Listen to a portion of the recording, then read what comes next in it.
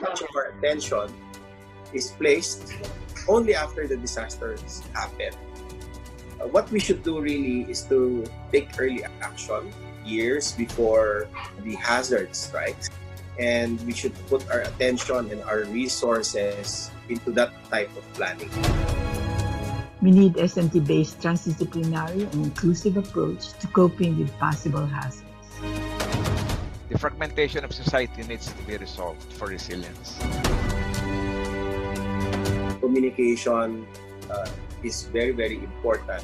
And we should communicate to the people using not just scientific communication means, but through arts, music, understand the mindset of the Filipino people so we can communicate better.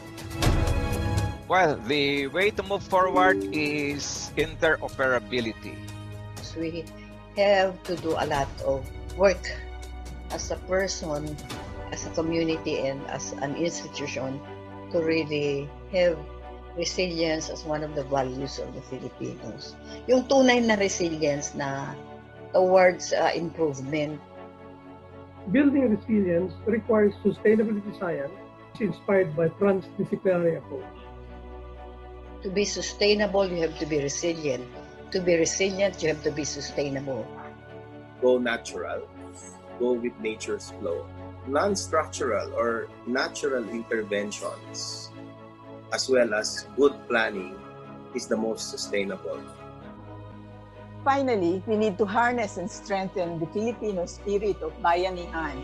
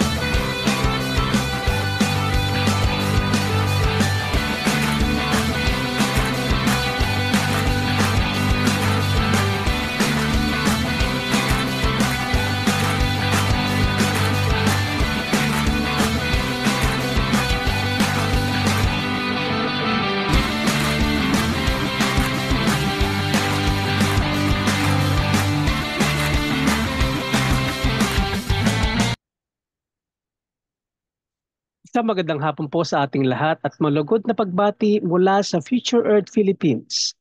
Welcome sa 88th episode ng The Filipino SDG Action Hour. Muli niyo kaming samahan sa isa't kalahating oras ng exciting at makabuluhang talakayan tungkol sa mga paksa na napapanahon at tiyak na kapupulutan ng aral at karunungan.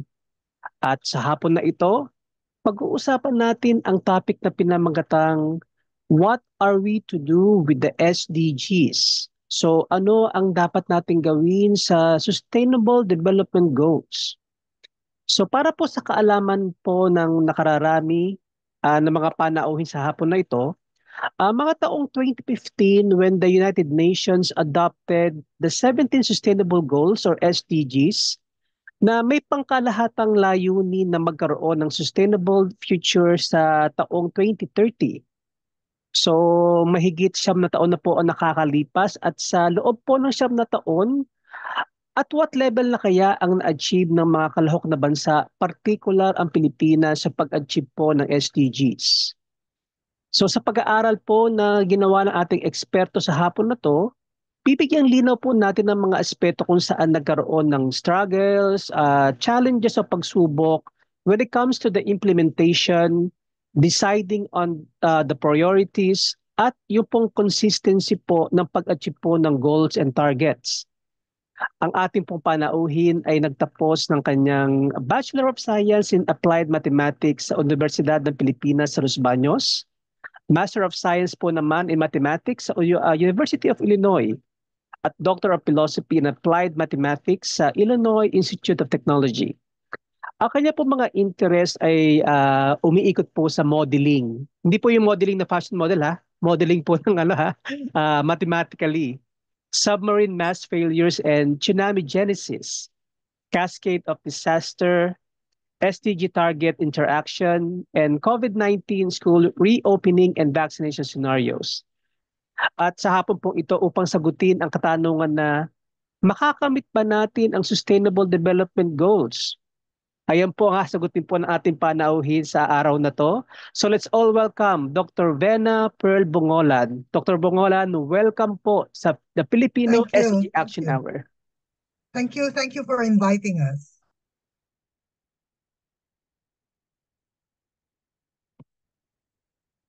Do I share my screen now? Yes pa ma'am, sige po. Yeah, sige. Go ahead. Magandang hapon nga. Tayo po ay nasa Quezon City. And I'll start sharing the screen and go straight to the lecture. Ayan. Nakikita niyo po isang screen na says Active Research website. Ayan, nagkakaproblema ako sa pointer ko. I will skip the top part for now. Masyadong mahaba ako magsalita. Dalawa po yung sections nito, no? Expert evaluation at saka official indicator data. These are the two methods we use to study the SDG target interactions. No, and I will be describing the expert evaluation, and my student, the last undergrad student we had working on this, Mr. John Rowan de Guzman, will be discussing official indicator data, and he will also try to combine and summarize our findings of SDG target interactions using these two methods. But, well, the curators for this site are myself. I am a professor at the Department of Computer Science of the College of Engineering of UP Diliman. And Dr. Prajal Padhan of the Potsdam Institute for Climate Impact Research helped us a lot with the indicator data because we studied first the expert evaluations, and then Dr. Prajal helped us with using indicator data. And then Professor Rosel Rivera, or Dr. Rivera of Social Work and Community Development. Actually, it was mostly her students and Dr. Cruz's students too before who were our respondents, no? And you will be hearing later Mr. John Rowan de Guzman, newly graduate, very new graduate of the University of the Philippines. And the analysis we do is exclusively for the Philippine setting because, we got inspired by an analysis done by the International Science Council. That was a theoretical analysis. And one of their recommendations was it be done regionally, nationally, subnational. So for the bigger countries, individual respondents are required a minimum of 5 years in the practice or study of sustainability or development issues, We may include the years in graduate school. In the past, we have welcomed foreign respondents if the Philippines is one of their study or practice areas. And you will see here the past students, they're all undergrads, the past undergraduate students who have worked with this, ilang batches na rin. If you click on their names and titles, you will see the papers they have submitted. We already have 2 published papers. Now, we will now go to the original study of target interactions done by the International Science Council. It's down here, this link. And I'll click on it. We are being brought to the website. And it all started when I chanced upon, I met Professor Lu Li in Taiwan, and she might have seen this thick book. Ito yun, ano? And so I picked up 2 copies of this book on a guide to the SDG interactions from science to implementation. This is a free publication, actually, and it comes with an accompanying, well, a list of all SDGs and targets. It's color-coded. It comes as a pull-out chart. And it also comes with this poster. Yan mo yung pinapakita sa website, ano, this poster. And you can see here the scoring system dito. And that's what we have here. So the International Science Council came up with the scoring system of how to score any 2 target interactions. So you have to do a binary comparison of the targets. There are 169 targets. So you have to make more than 14,000 binary comparisons. And you will score them, or we're trying to score them as 0 or consistent, enabling, +1, and enabling, reinforcing, or indivisible. And yes, there are negative interactions being discovered. Those are constraining, counteracting, or canceling.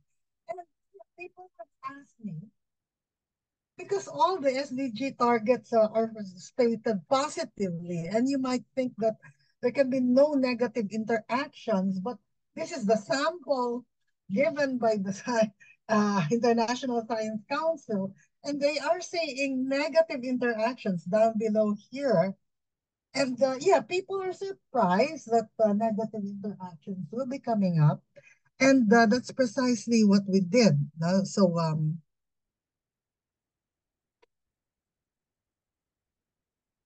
now I'll stop share and I'll go back to share. Ito yung problema if you're shifting screens.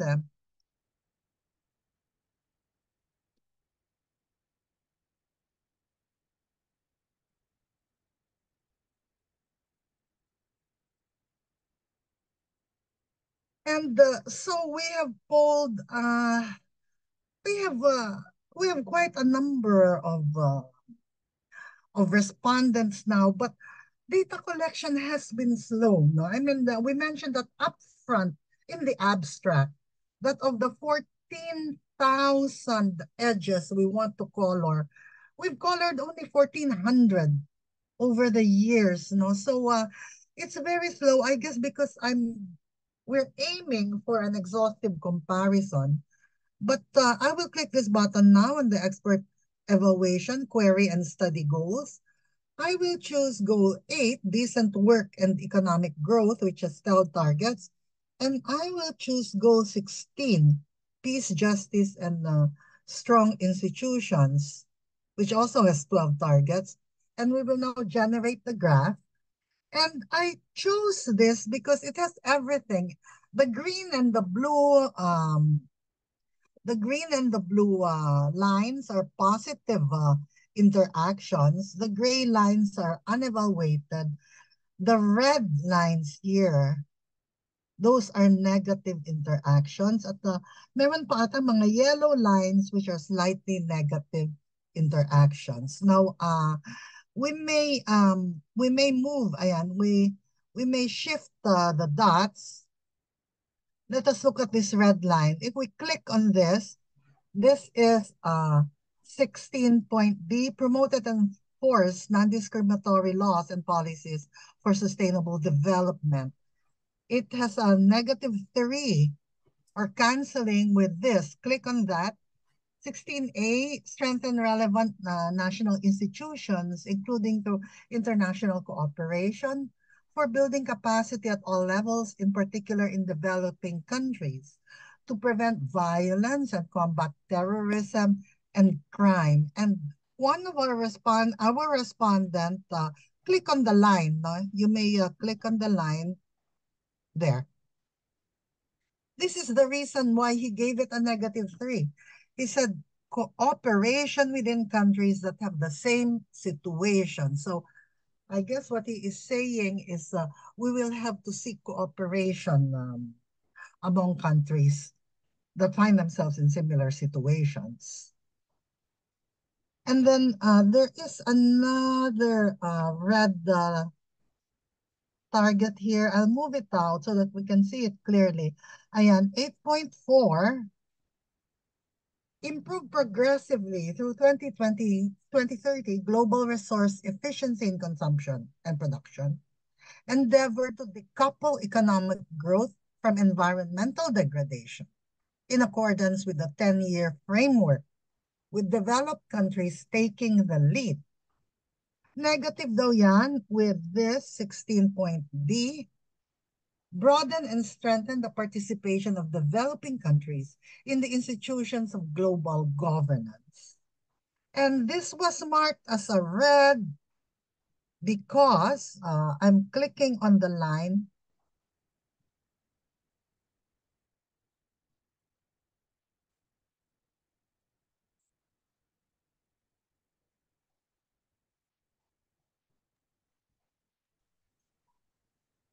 I'm sorry. I was muted. Developed countries have different mindsets towards development. Many are unwilling to change and foster fair economic policies. And those are the reasons given why these are negative. No? And these are publicly available. Just go to the website, SDG Interactions at herocoop.com. And you may do this yourself. No? Just go to the website. Yeah, I hope you're hearing me now. I don't know why I was muted. Now, you can look at the other buttons here for negative. This is a listing of the most negative targets. And as you can see, climate action 3.1 is negative with 14.5 and 14.3, and that's a -3. Although notice that we have very few -3s, or we have very few red lines. If you will do the query and study goals, there are few -3, more -2. And yeah, I will tell you the finding. The expert evaluations tend to be optimistic. We have very few negative interactions, less than 4% of what's available. Meaning most of the interactions are positive or neutral. Peace, justice, and strong institutions, 16B and 16A is negative. Well, goal 8, decent work and economic goal and growth, 3 targets are negative with 11, 13, and 16. So this seems to be a problem for us per our expert evaluations. Now, the positive, not much to see there.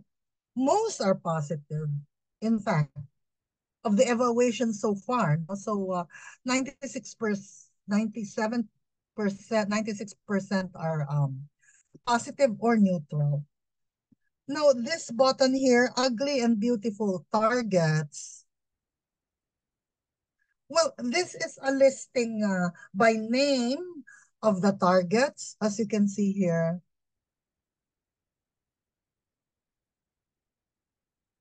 And they're color coded, no? So those that have no negative interactions are in blue, and then those that showed some negative interactions are in red. And you can scroll down. So this is in order, goal 1, goal 2. So mostly positive so far, as you can see, mostly positive, few negatives. And basically, that is the summary for our expert evaluation. It seems that our experts have a more optimistic view of things. And I think I will pass on the mic now to Rowan, and he will discuss the second part of the evaluation, which is UN the UN indicators, and you will see that things might not be very optimistic from the point of view of the UN. There is already a question, Professor Del Pilar. Magandang hapon po, Dr. Yes, good Bangona. afternoon po. Opo, itatanong ko lang po kung okay po bang magtanong na ngayon o hintayin po natin yung Q&A mamaya. I leave that to the host. Sir Dr. Greg? Luli. Ano po, yung normal pong format po ng program is at the end po ng presentation po yung Q&A. Oo Yeah. nga. Uunahin natin si Professor Del Pilar. Okay. Mamaya po. Sorry po. Yeah. Okay. Yeah, Rowan. Yeah, go ahead, please. Share your screen. I've stopped sharing. My former chancellor is there, Dr. Villarreal. Hi, sir. Okay. Kung matatandaan ayan. ako. Go ahead, Sige Rowan. po. Ganun share the screen. Maraming salamat po, Ma'am Pearl Bongalan. Magandang hapon po sa inyong lahat. Ako po si John Rowan de Guzman. As introduced a while ago, estudyante po ako ni Ma'am Pearl last year. And I was the last undergraduate student to work on this project. And ang i-discuss ko ngayon ay tungkol sa second method na gamit namin para dito sa study na to, which is the UN indicators. So I'll be giving a brief background first on the indicators. So as we might all be familiar with, there are all of these sustainable development goals. For example, goal 7, ensure access to affordable, reliable, sustainable, and modern energy for all. And some of us may also know that each goal has their specific targets, seen here below, 7.1 and 7.2, with their respective descriptions. But what most might not be familiar with is how the UN actually keeps track. How the UN actually keeps track of these targets. Paano ba sila na-measure? So that's where the indicators come in. As we can see here sa right side, 7.1.1, 7.1.2 are indicators for target 7.1. And if you read these descriptions, they're actual numbers, so proportions, renewable energy share in total final energy consumptions. These are the actual numbers that are being measured so that we can keep track of how close we are to the goals themselves. So ito yung ginamit namin ding numbers from the UN Statistics Division in our analysis. And to give a bit of background on that, we used data from a previous study from Dr. Pradhan, where they used a Spearman rank correlation to evaluate the strength of association between indicator interactions. And the data consists of time series data from 1983 to 2016 provided by the UN Statistics Division. And for those unfamiliar, the Spearman rank correlation is what is used to determine the strength of an interaction with the coefficient. If it's greater than or equal to 0.6, it's treated as a synergy or a positive interaction. And if it's less than negative 0.6, it's treated as a trade-off or a negative interaction. And with these, all of these various interactions between the indicators, we can gain insights on the interactions on indicator level, target level, and goal level as a whole. So we try to summarize that in our results. So as seen a while ago in the modeled graph, uh, okay, so in the modeled graph, here on the right, for example, we have here two targets, and we see here an interaction. No? And if you click on that, you'll see this on our website. So you'll see the interaction between SDG target 8.10 and SDG target 8.2. So it says it's a synergy, and these are the indicator numbers that say inform that tell us that it's a synergy. So these are the numbers that we got for the Spearman-Rapp correlation between these two interactions, and we get the mean for the final uh, what do you call this, judgment on whether it's a synergy or a trade-off. So if we see, I'll be sharing my screen on the website. I'll just change. Give me a minute. Okay. Can you see my screen? Kita na po Yes. ba to? Yep. Okay. So we can see here, I believe this is goal 3 and goal 13. Pinili ko lang randomly. So we can see here various interactions. From a glance, you might see that there's a lot more gray lines compared to the previous showing by Ma'am Pearl, where there's a lot more green lines. As she stated, it's very optimistic. Of course, we want the goals to synergize with each other, but in this analysis, it seems to be a bit more neutral and sometimes a bit more negative for depending on the goal that we're trying to look at. So we can see here, for example, there are various negative interactions here for 3.4. We can see here, kita ba tong message sa taas? Ayan, we see that it's a trade-off. These are the interactions that inform that. And we can look at others. We can see the mean and that it's a trade-off. Yes, and we can see here also there are some missing values. None means not a number. That means may kulang sa data. So isa rin yan sa mga naging problems namin is that the UN data itself has some incomplete data. So hindi naman siya na completely wala yung data, kulang lang siya at hindi kompleto yung time series data at hindi siya ma-compare ng maayos. Kaya hindi namin makuha yung exact values. So we just take the available values to determine if it is a synergy or a trade-off. But as you can see, even if we do that, there's still a lot of unclassified interactions here, no? Ayan, just to show this, this is for the indicators. And as in the expert evaluation, meron din tayong trade-offs and synergies and ugly and beautiful targets. As stated by Ma'am kanina doon for the expert evaluations. So to give a brief summary of the results, let me go back to my slides. Sandali lang.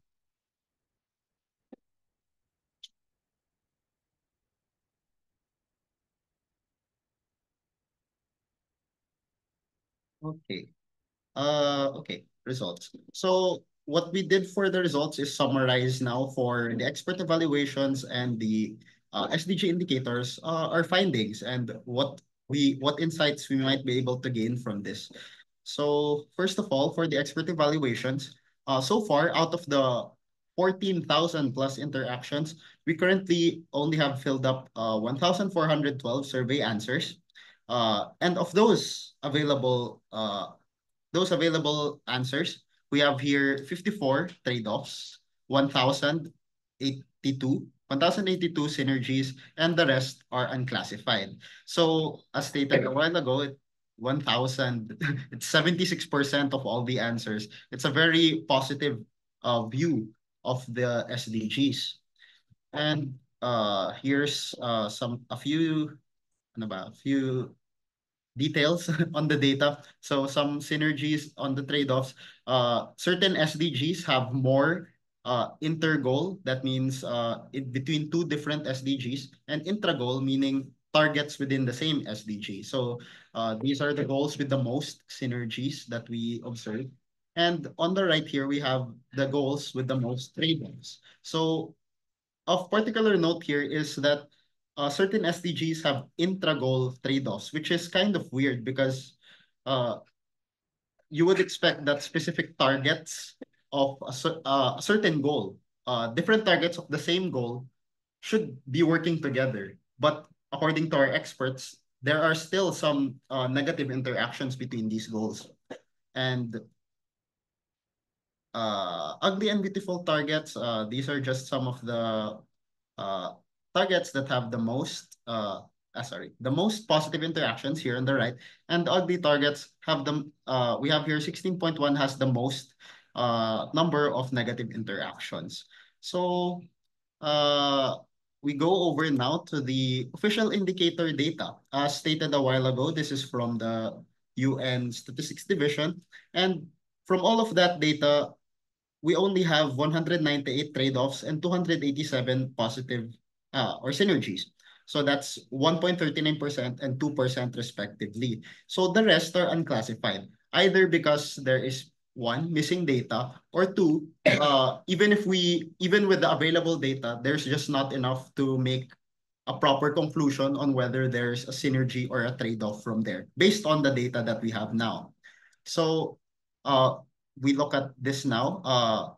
We have here again the top SDGs that for synergies and trade-offs.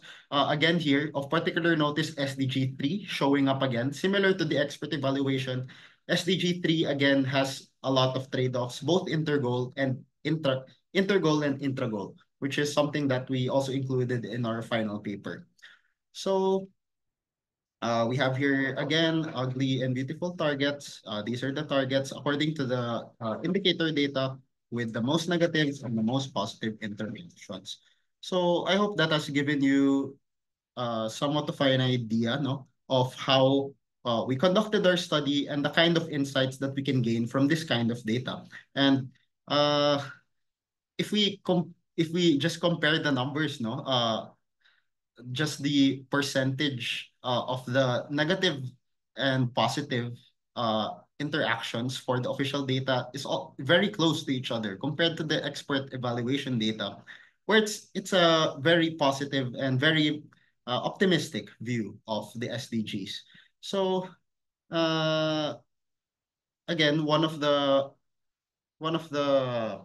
difficulties that we had in this study now is the lack of data, both for both methods. For the expert evaluation, the collection of the data, and the official data, the actual lack of the data that we can actually use. And some of the data does not have, some of the data just isn't enough to make a proper conclusion. No.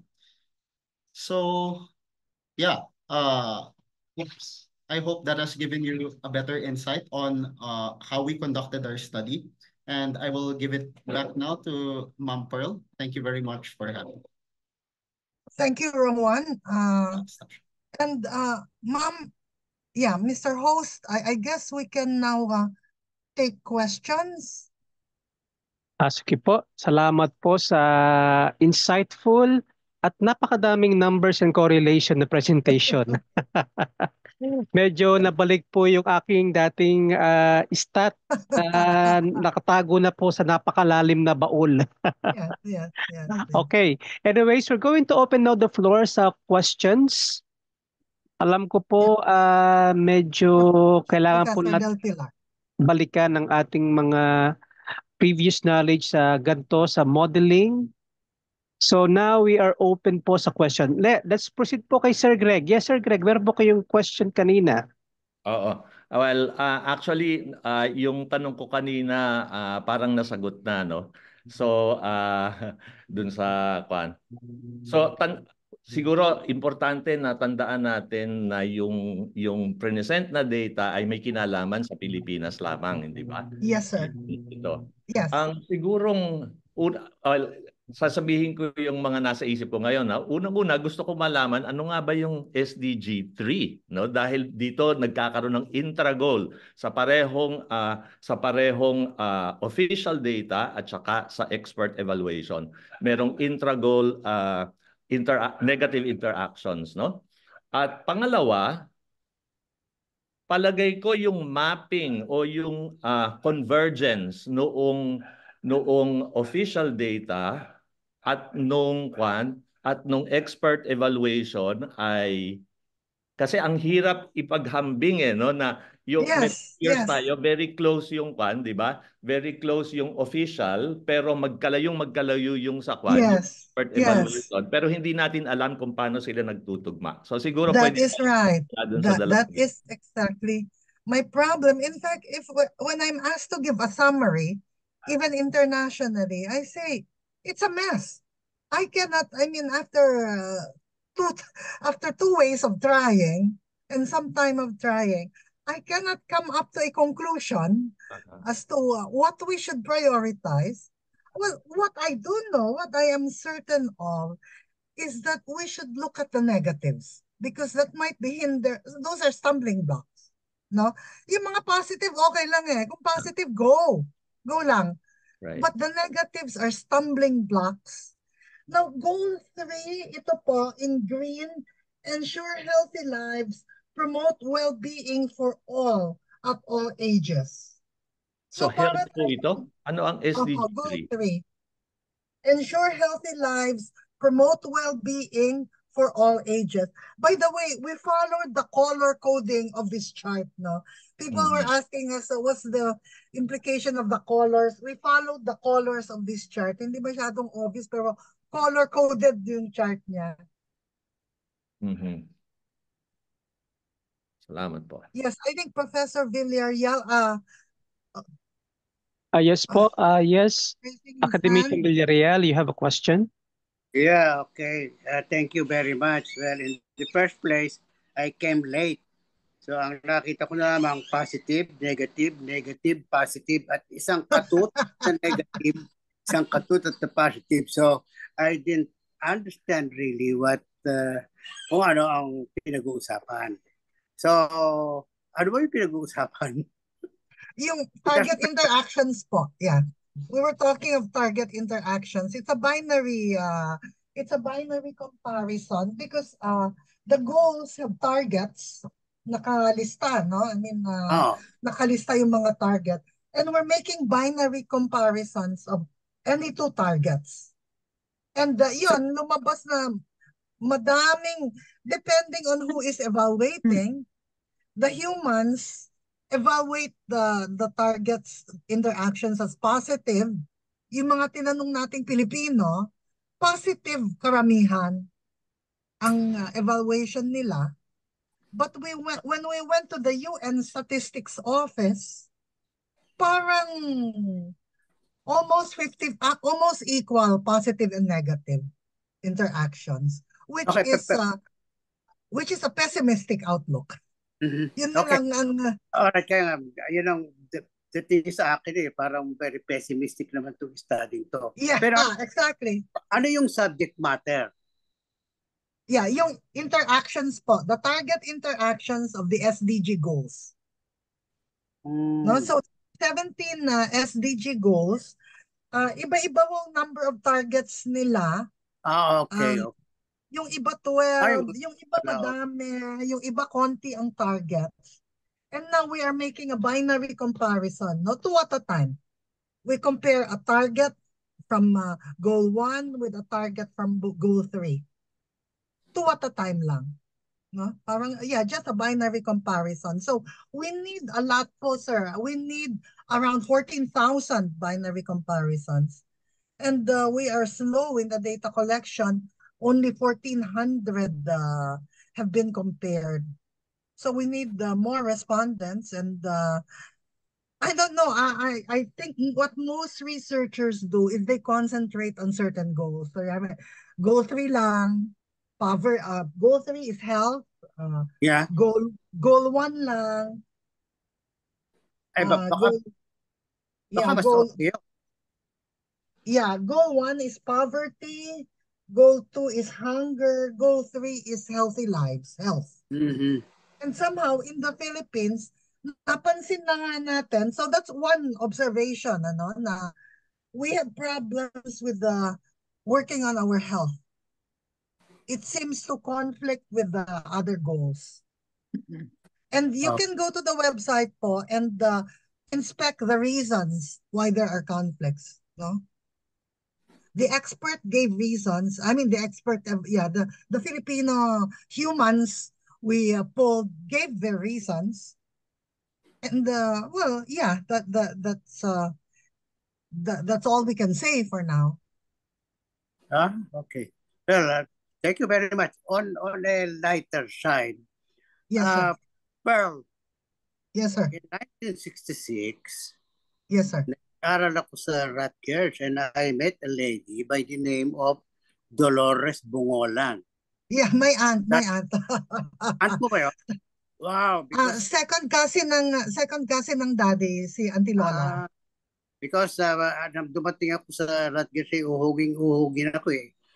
Kinukup ako ng matatandang dalaga in coat, pero hindi na siya matanda.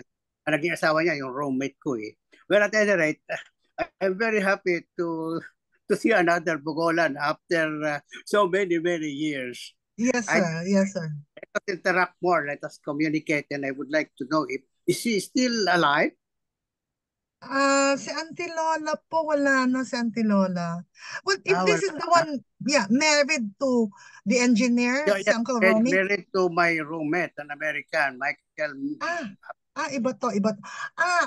Okay. This might be her sister. Ito siguro yung nurse. Hindi nurse eh. May pagka-nutritionist to. Nutritionist. Yeah. Because those would be my relatives from Bayongbong, Nueva Vizcaya. Mga Bayongbong, taga Bayongbong yan. Taga Pangasinan kami, but those are second cousins po of my well, that SDG, but sige po. Yeah, I think Professor Greg yes, Sir Greg. Okay, thank you very much, Pearl. Thank you. Itatanong ko, Dr. Pearl, yung paano ang mga datos mula sa ibang bansa? Well, the International Science Council did a blanket research. Ito na nga yan, na hindi exhaustive, They did not have any study area. They did not name any study area. Hindi exhaustive yung comparisons nila. I think they studied only 4. And ayan, may mga negative then. Now, I have not looked at similar studies in other countries, but I can tell you, sir, what I keep on hearing from the conferences Ma'am Luli and I attend. We attend the SRI, Sustainability Research. Ilang beses na kami nagkikita ni Ma'am Luli doon, Remote lang ang interaction ko nun kasi tag-COVID nun. And what I keep on hearing is that no country is on track for 2030. Sorry. We shouldn't hit ourselves too much. Here, nahuhuli Pilipinas. But what I keep on hearing at the conferences is that the goals as stated are grandfather statements, all positive. No one has an idea on the implementation. And no country is on track for 2030, I am sorry to tell you. So it seems everyone is struggling. They don't know what to do with the implementations. Now, our study, only for the Philippines, well, reflects that. No, we have a new hand raised. We're going to go to Mr. Sanyera soon. So, yun, parang negative din naman yung naririnig ko sa ibang bansa, sir. Although I have not looked at any similar study. If there is one, I have not found any. Okay. Not in this detail. Not in the detail Rowan is doing it. No. Yeah. Too bad. Yes, sir. Dapat gawin din nila yun. Maganda itong research na to. Thank you. Well, in fact, the International Science Council recommends regional, national, and for the big countries, subnational. Now, in fact, people have been telling me, Pearl, let's go regional. I said, I'm already very slow in data collection for a national. If we go regional, I don't know how many experts we have in a car or what. But if I can find enough experts to answer my exhaustive survey. Right. I said, if you want to do that, what I will suggest is you choose na lang. Choose na lang what goals you want to concentrate on. Mabilis natin magagawa yun. Right. But Salamat. an exhaustive survey is just very hard to do. And I feel like giving up.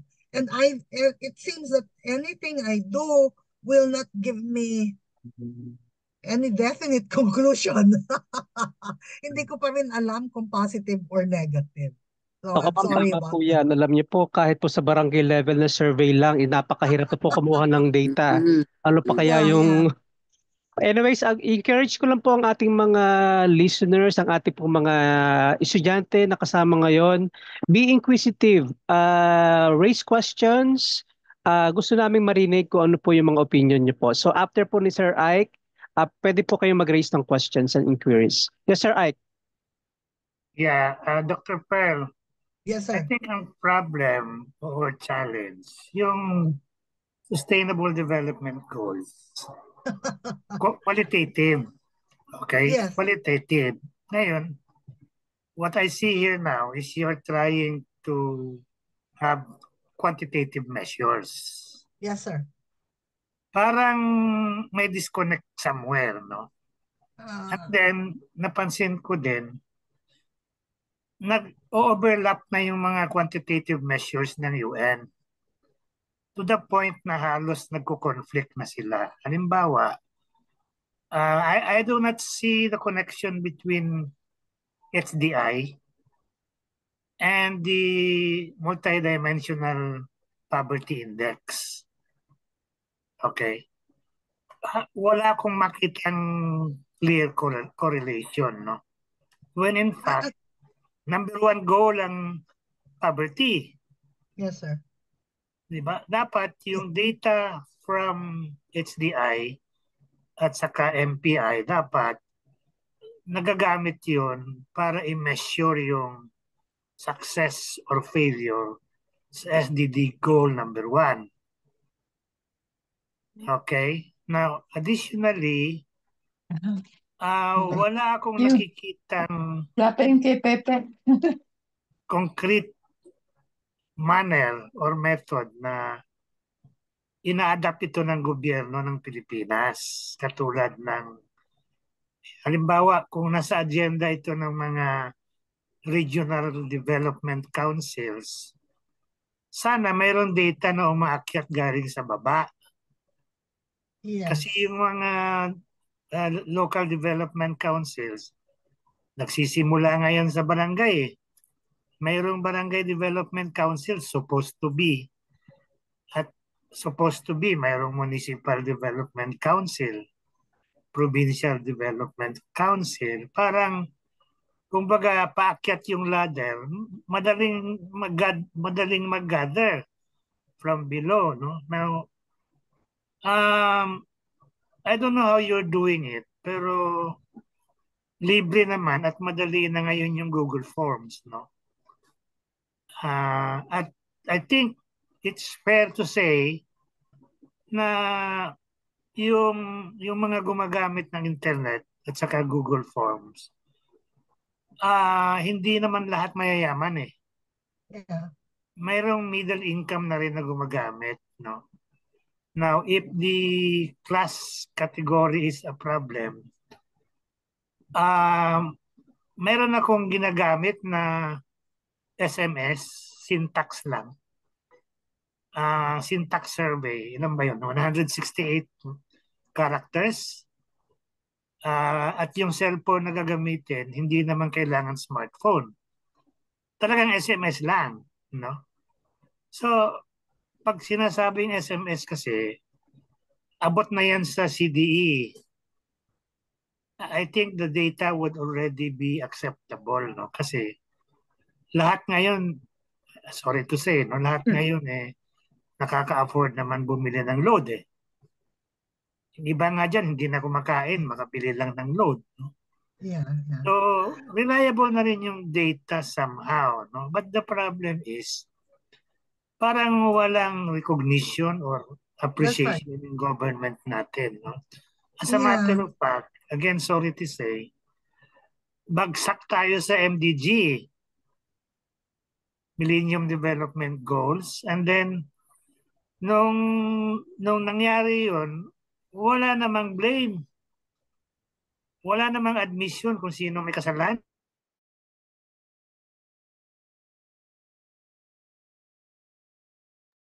Hello, Sir Ike.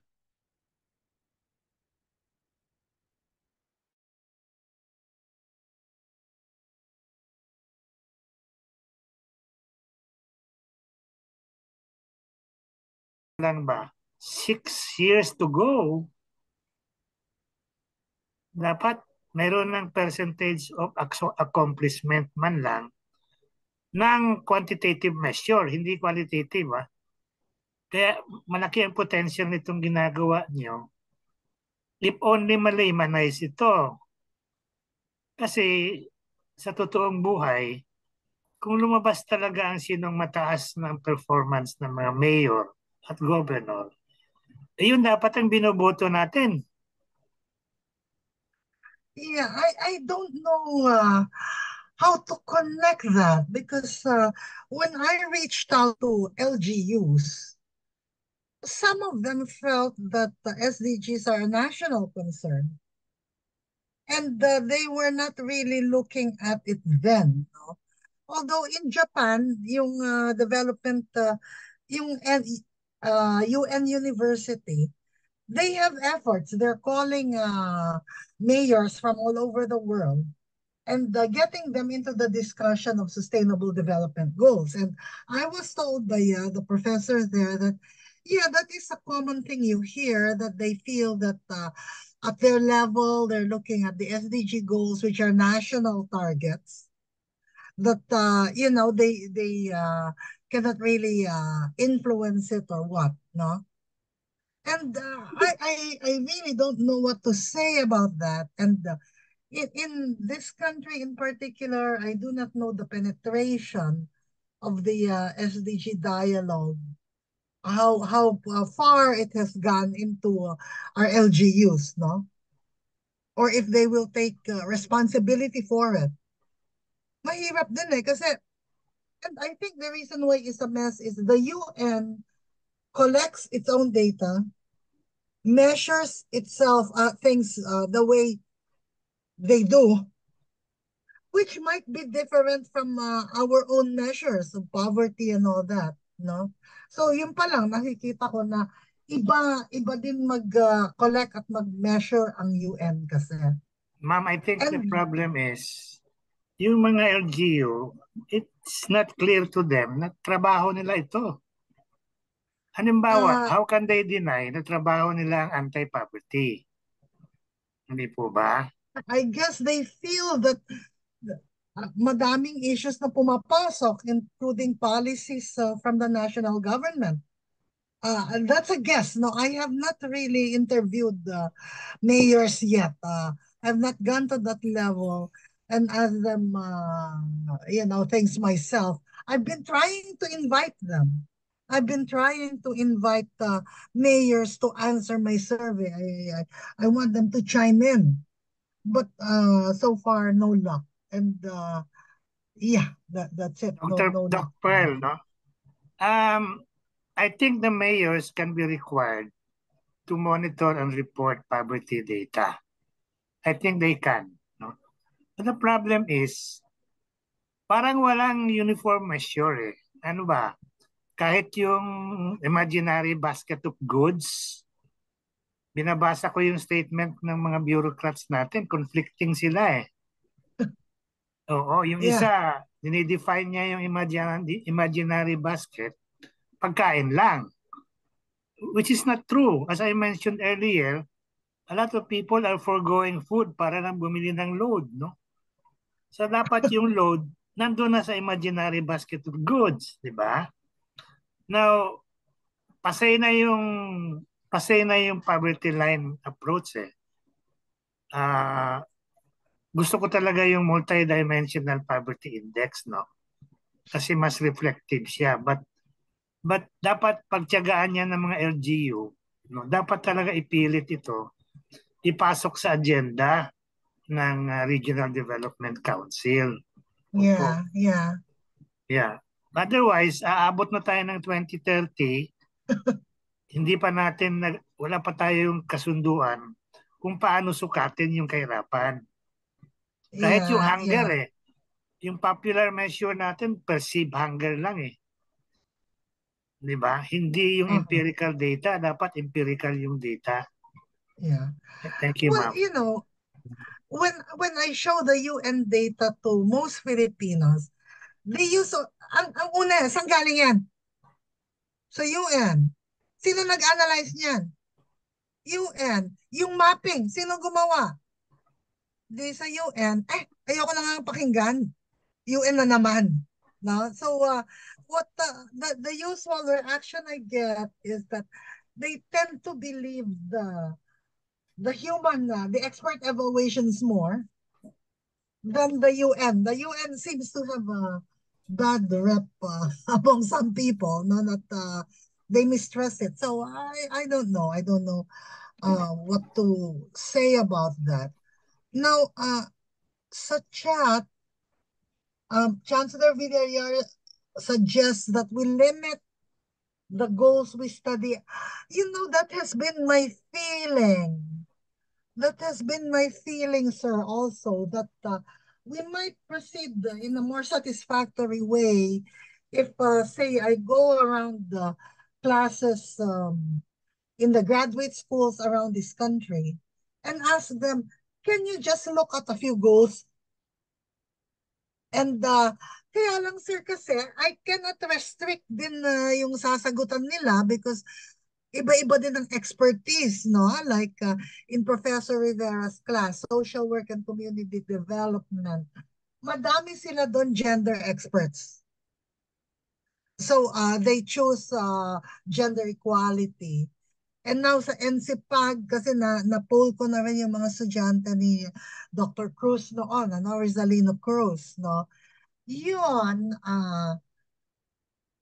well, yun, siguro mas madami, mas wide siguro ang view nila. Maybe those people have a wider view. But it's really hard to say. But I've always thought that maybe we should do it, you know, group by group. O kaya ma'am, di kaya let's say mag-provide po tayo ng hello?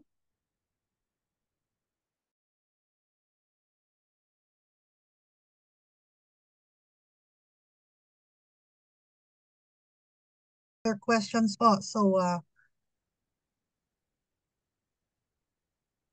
Pearl, yeah, thanks a lot. And for sharing this. Hindi ba ang International Science Council, yung kanilang unang pagpapakita ng interactions, they only worked on a few goals.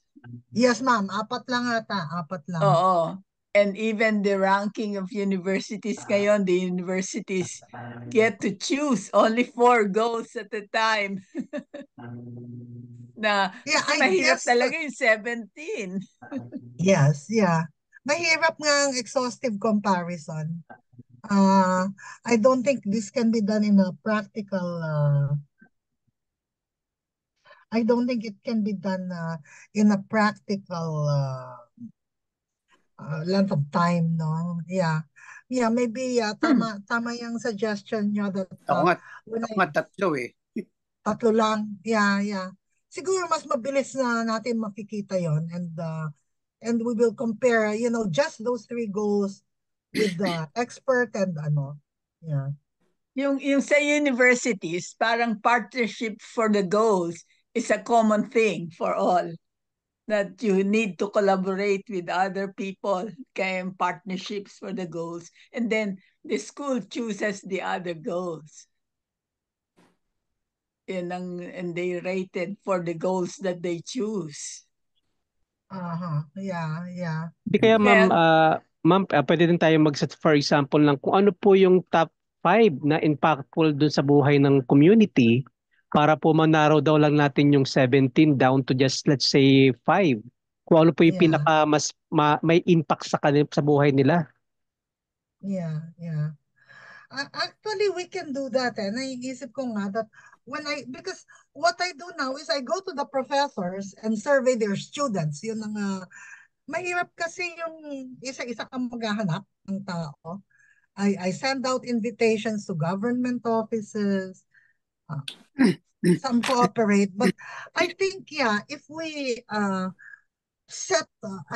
if we can please analyze only within these 3 goals, then we might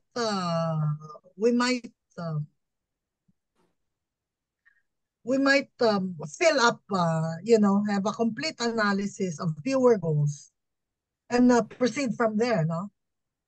We will concentrate both in the experts and in the UN indicator data. Mas konti lang ang tinitignan. Baka that might be the better approach kung mas konti lang na ganon. Tama po ma'am, kasi nga sabi niyo nga po kanina, isa po sa mga reason ng discrepancy kung bakit iba yung data ng UN versus sa local data is magkaiba po ng definition kung ano ang mahirap. Di ba po? For example po. Yeah, I think that's one problem because many people distrust the UN data. Paano naman nila nakuha yon? Exactly po, ma'am. And as far as I know, the UN works only with government agencies. They do not get data from anyone else. So, only from official government repositories. Now, tama yan sinabi ni Sir Ike that there might be a grassroots effort to measure poverty, but I don't know if the UN will recognize that. Now, Rowan, can you show us the indicators for poverty? I know you have to look that up, no? But if you can look for them and then come back to us about it. Nasa website ng NEDA. Hanapin ko. Yeah, nasa website ng NEDA. Yeah, we could just continue and then Rowan, please interrupt us when you have the indicators for poverty. Yes, Rowan, while you are searching for the link na hinahanap ni ma'am, meron po tayong mga questions. Kung meron po mga questions na ayaw po o nahihiya po nating sabihin, pwede po tayo mag-type po doon sa chat box po. Pearl, yung si Rowan yata yung nagsabi na na-identify niya yung ugliest indicators tsaka most beautiful indicators. So yung ugliest, di ba, may tatlong negative, may positive and then negative within the same indicator. It parang 3 point something. Yeah. Yes, ma'am. Well, parang starving nga yung goal 3 because I am also part of AI for PEP. This is a health delivery service, telehealth delivery service in Western Visayas, not geographically remote, including IP communities in Western Visayas. And, the question, do you eat or do you buy medicine? Alam mo yung mga ganon, mauuna yung they need food. No? Mauuna yung they need food before they need medicine. And by the way, the service we offer includes medicine na. We have our own pharmacy, which we try, and from there we try to deliver na. Well, of course, with the IP communities, they might still need convincing to take medicines. Kasi iba din yung, they have their own way of treating diseases, no? Yung folk medicine nila. versus our medicine. But anyway, we offer that. Pero isa yun na lumalabas na hindi masyadong health-seeking yung behavior, and they will choose to spend money on food first before health, no? And yun na nga, poverty, hunger, health. I think we are concerned with poverty and hunger. Yes, Rowan, please. Share ko na po yung screen. Yeah, share your screen. Ito po for poverty, no? Yeah. Population living below international poverty line. Is there an agreement on that, Sir Ike? Sex, age, employment status, geographical location, living below national poverty line. I'm looking at the right-hand column, no? There's a disagreement. There's a disagreement, ma'am. Yes, kasi I know. Luma na yung Rowan, method nila. Rowan, can you explode it a bit para mas madaling makita? Can you make it bigger? So international poverty line, national poverty line, living poverty in all dimensions according to national definition. You know, yung sa UP mismo, kasi hindi ba dati may STPAF? Before tuition became free, may STPAF. And by the definition of STPAF, if you own a computer, you're not poor. If you own a cell phone, you're not poor. Sir Ike, attention.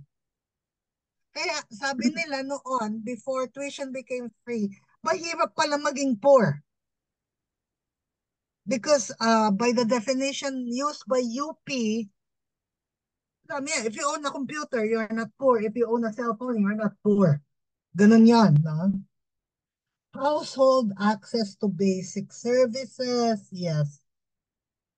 Secure tenure rights to land. Ay, apo. Problema yan ng mga IT natin, na they're being driven out to claim ancestral lands. We're looking at this problem. We see this problem.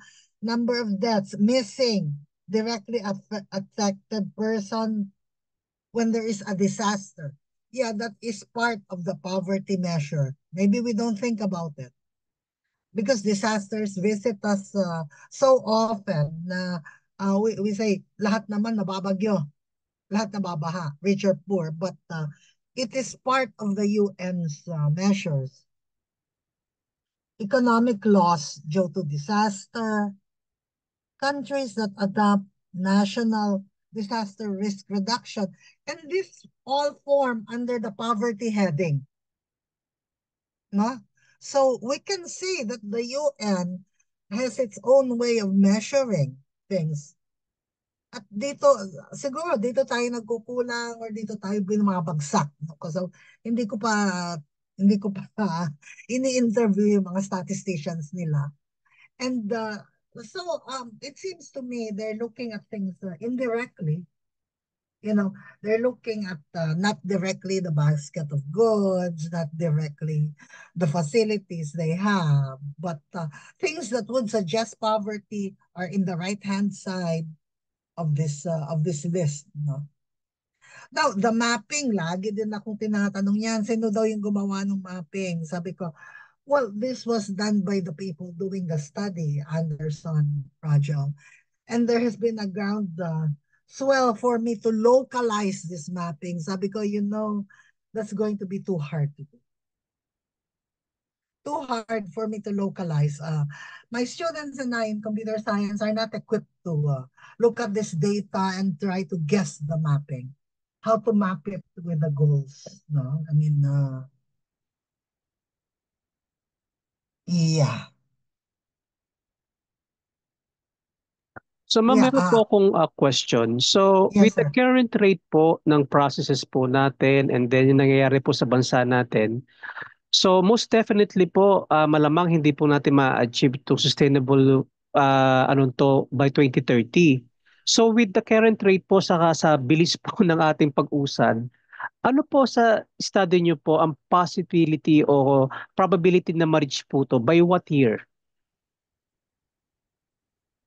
Ah, Meron po, you know, I can't meron na po ba tayo nagawang modeling dyan? wala. All I know is, like I said, what I hear sa mga SRI meetings, ma'am, they're all saying, no country is on track for 2030. Maski yung mga mayayamang bansa. Parang hindi naman unique kasi parang, ayun na nga, pinag-uusapan natin, what are the measures of poverty? Parang ganun din no? And then, what Prajal told me something disturbing. Sabi ko, should I complain to my government, to NEDA now na, how come our data is incomplete? Sabi niya, you know, Pearl, here is the finding. Ito galing kay Dr. Pradhan. The richer the country, the fewer data they have. Why? Because the richer the country, like Germany, thinks there's no hunger in Germany. They think there's no poverty in Germany. They don't care anymore about hunger and poverty because they're a first world country. The poorer countries, we have more data. And this came directly from Prajal Pradhan. Sabi niya, the richer the country, the fewer data they have relevant to the SDGs. They're not looking. They're not looking. We are looking. We are looking. Because we're poor. No? We are looking. Pero, yun nga sabi niya, Pearl, don't blame your government now for this data because you have more data than the rich countries. Surprising, pero yun na nga. Tinitignan naman natin education. So, poverty, hunger, health, education. Those are the top 4. And I think I will, maybe next time I try to recruit respondents, I will concentrate on these 4. No? Before I look at, ayan na, gender equality, management of water and sanitation, very important also, energy, productive employment, sustainable industrialization. Maybe these are second rung or second tier. I don't know. I feel it's not my place to be judging this thing, this document, but I've always felt that, okay, I'm just going to collect data. I'm going to set up a platform. But I get asked questions like that. So, maybe just the first 4. Pero yun na nga, data rich na tayo, lumalabas. The richer countries are not looking. Siguro, dahil nandun na sila. Highly developed na sila, they're not looking. They don't care much because they feel they're there. The rest of the world has to catch up.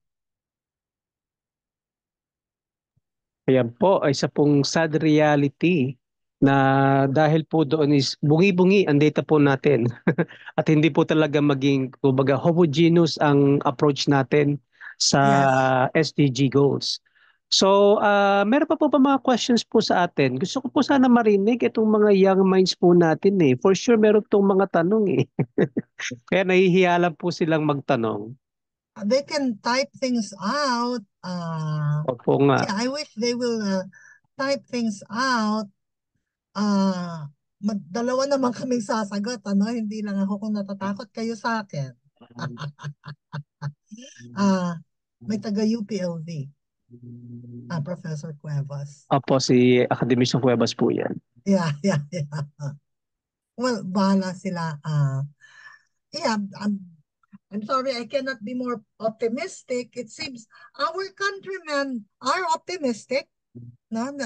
Sa mga pinupol natin na tao, optimistic sila. Yes, Sir Ike. Yes, Sir Ike po. Yeah, I think it should be the other way around. Tayo dapat na magbigay ng data sa UN.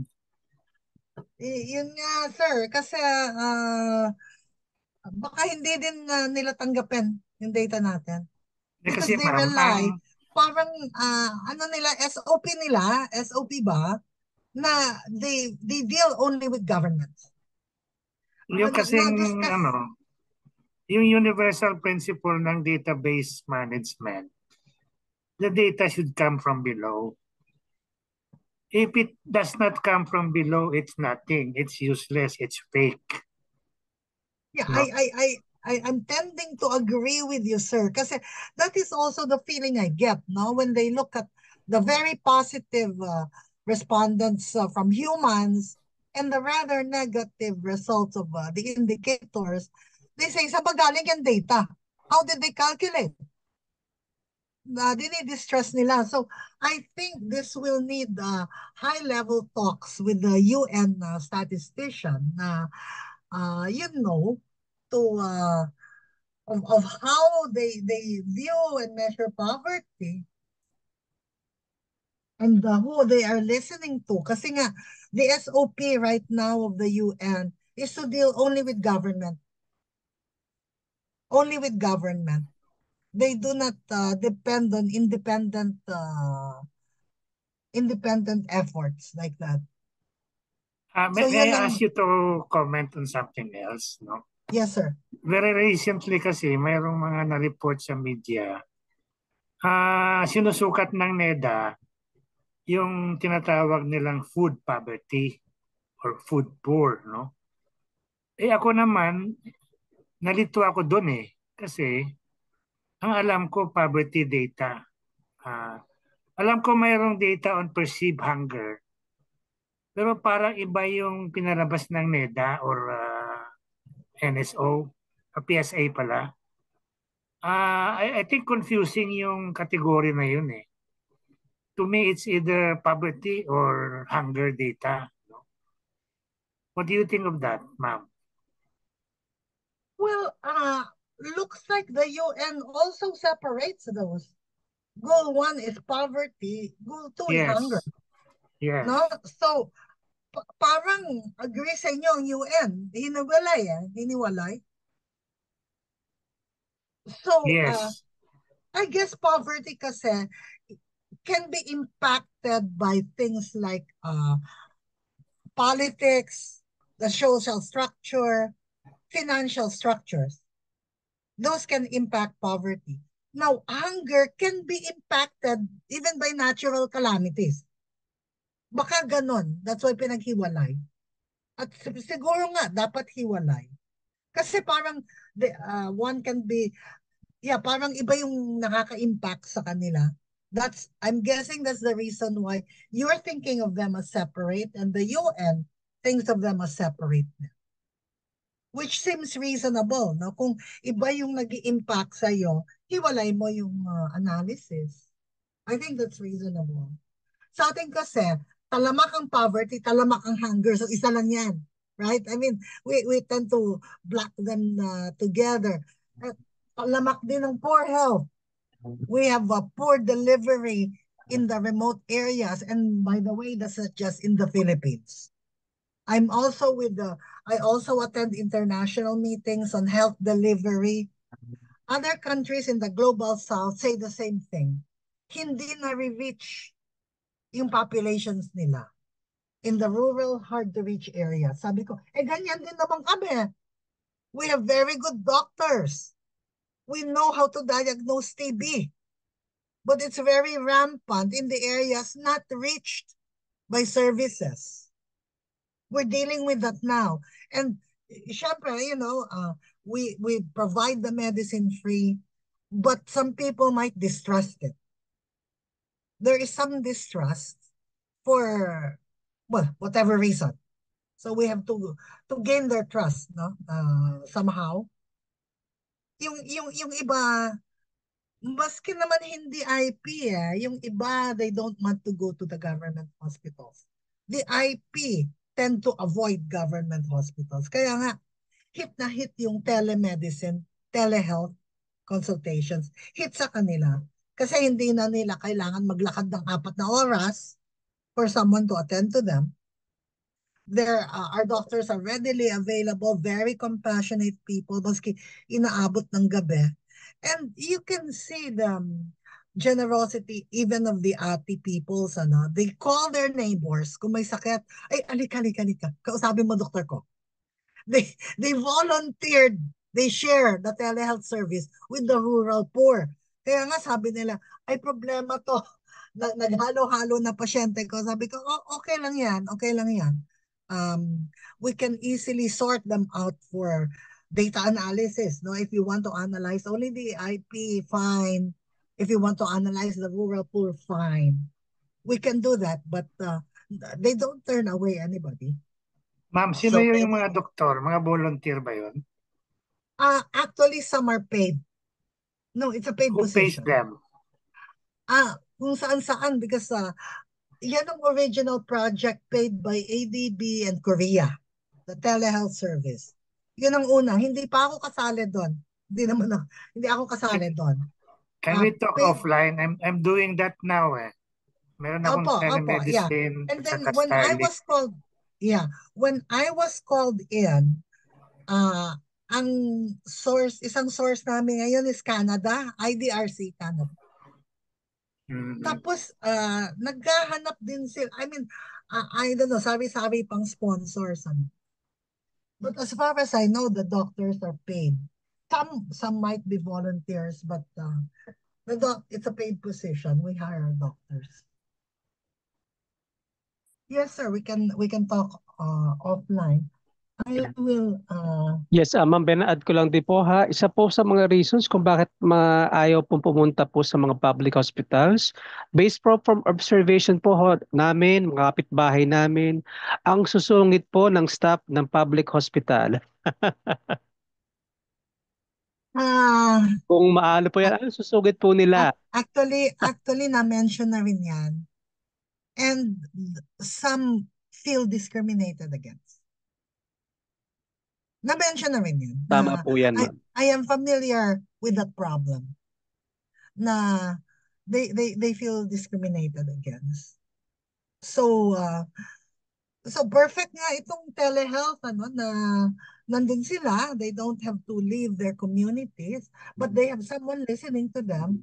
And we arrange for the delivery of the medicines kung gusto nila. We arrange for that.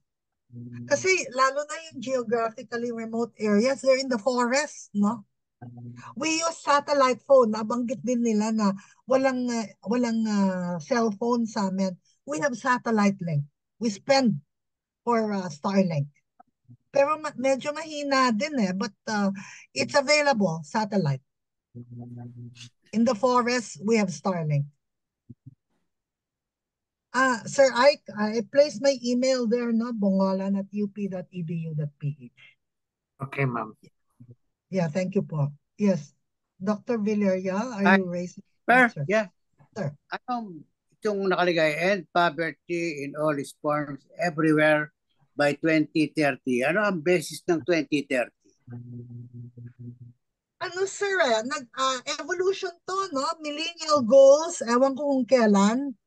Millennial Development Goals, the MDG, na nung kailan ba yun, Mark, naging Sustainable Development Goals. Now, I don't know if they have pushed back the deadline. Oh, yeah, 2024 na ngayon eh.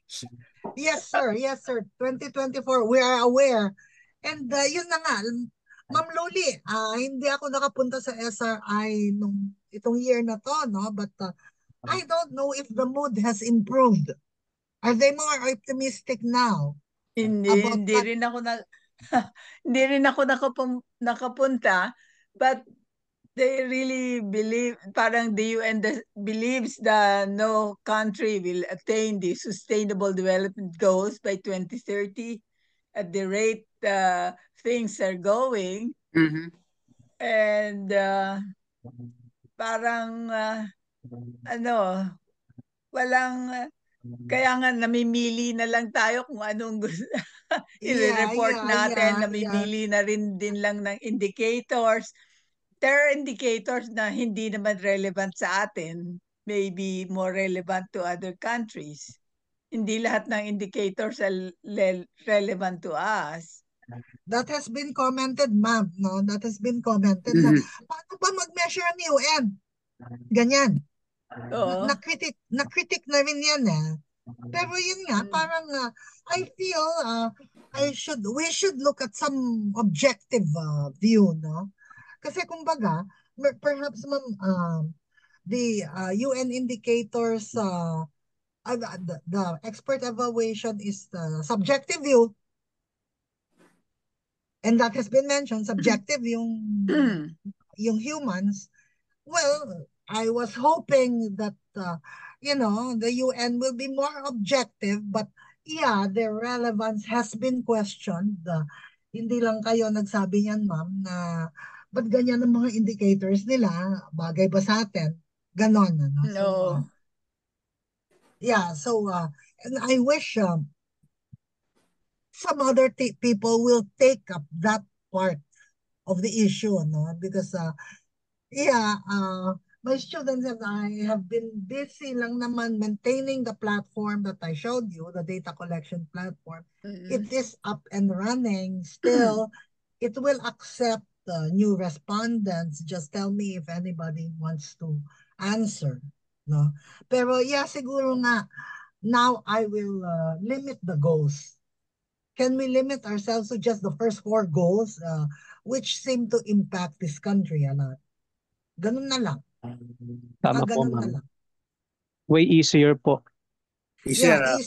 Baka mapuno ko, at saka hindi na masyadong mahihirapan si Rowan maghanap ng data sa UN.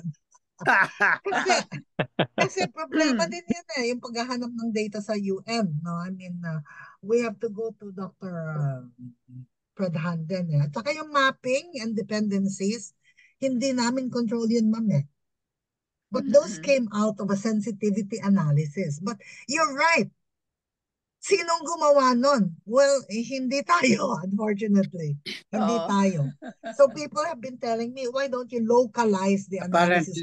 Para hindi ko sa trabaho mo. Ma'am, hindi na nga eh. Hindi na. Parang beyond na yun, sir. Hindi naman ako economist. Hindi naman ako social scientist. Na I think dapat silang tumitingin yan, but that's my opinion. Very good. So meron pa po ba mga questions sa ating mga attendees, sa ating pong mga panelists? So, yes, Sir Ike? Yung sinusukat ng multidimensional poverty index, actually 3 lang. Health, education, at saka standard of living. No? Gusto ko rin yung approach na yun. At saka UN din yun, ha? Ang problem ko lang doon, napakahirap i-define yung standard of living in layman terms, no? So far, I've come up with livelihood, no? Para maintindihan ng mga tao. But if you're thinking of bringing it down to 3, maganda yun. Maganda. Even HDI, 3 lang sinusukat eh. Oo. Yung 3 na yun din lang. Actually, Sir Ike, medyo mahirap nga po i-measure yan, especially right now na nag-release ang NEDA na ang definition nila ng hindi mahirap is yung kaya mag-afford ng 64 pesos per day ni meal. So kung aware po kayo doon, paano nyo na-measure na hindi ka mahirap kapag kaya mo mag-spend ng 64 pesos per day? Kaya medyo napakalaki question po. Yeah, yun nga ba yung dinidefine nila na food poverty?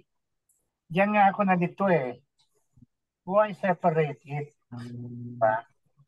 Kasi hindi lang naman deprivation ng food ang measure of poverty. Kaya nga dapat multidimensional eh.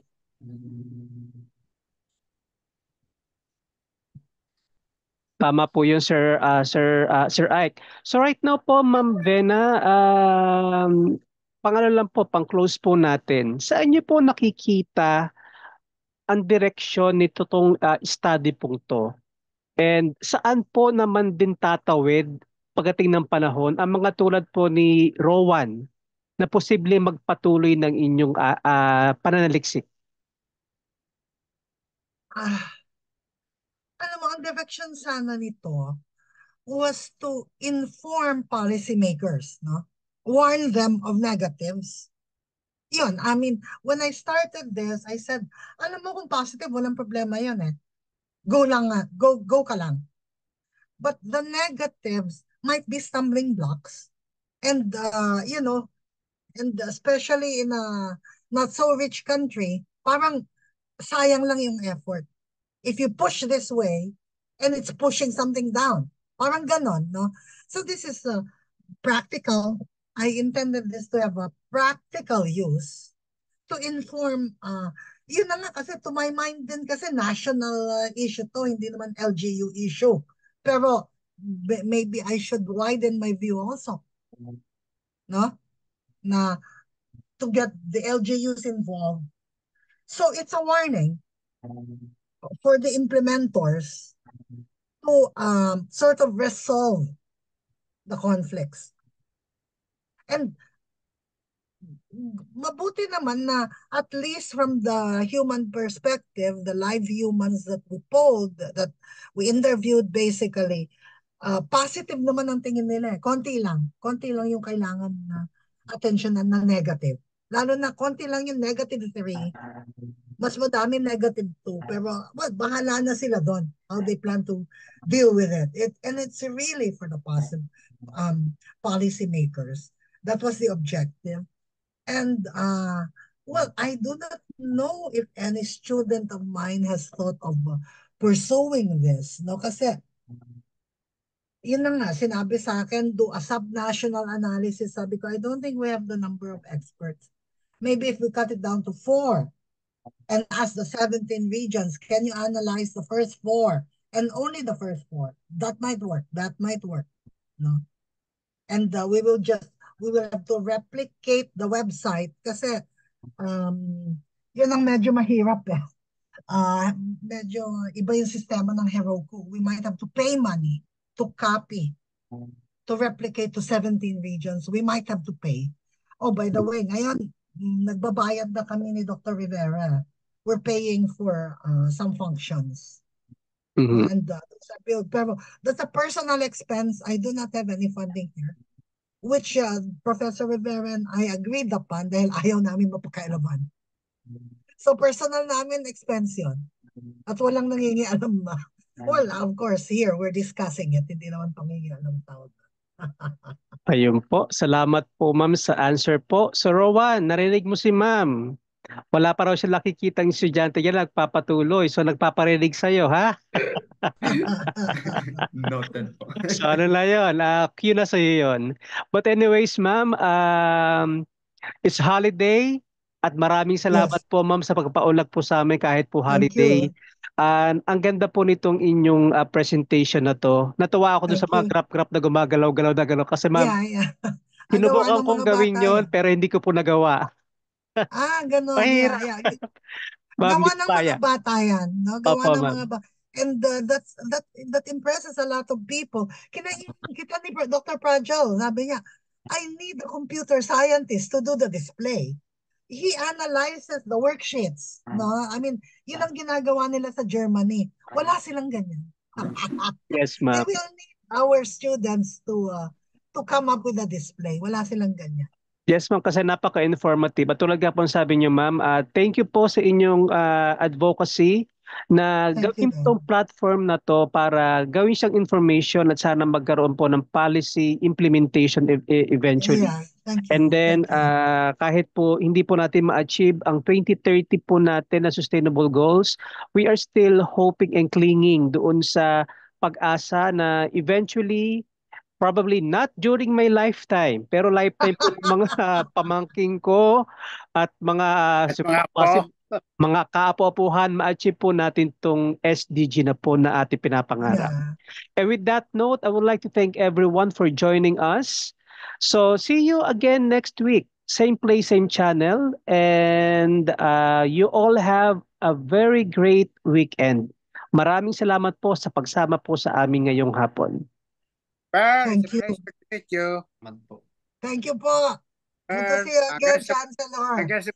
Pagpunta mo ng LB, hanapin mo ako. Opo. Yeah. Good to see you again, sir. Bye.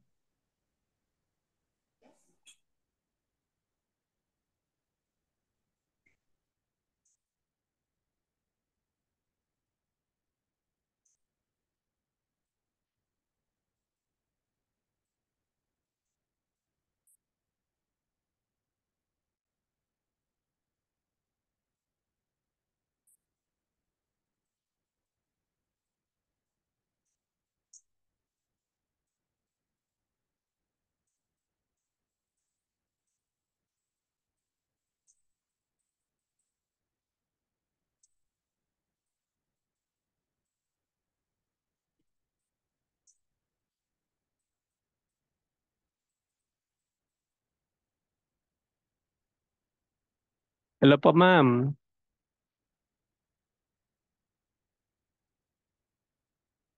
Ma'am, nakamute po kayo, ma'am. Yes pa, ma'am. Yeah, maraming salamat. Wala pa tayong speaker for next week. Sa 30 po, ma'am. Hindi pa sumasagot. Wag po kayo mag-alala, ma'am, kasi nariyan po si Sir Greg o kaya si Sir Doy. Sige. Pag po po natin, by Monday po, pag wala pa po talaga, sila po yung ating pong kausapin. Oo Sige nga, po, ma'am. sige. Enjoy po your weekend.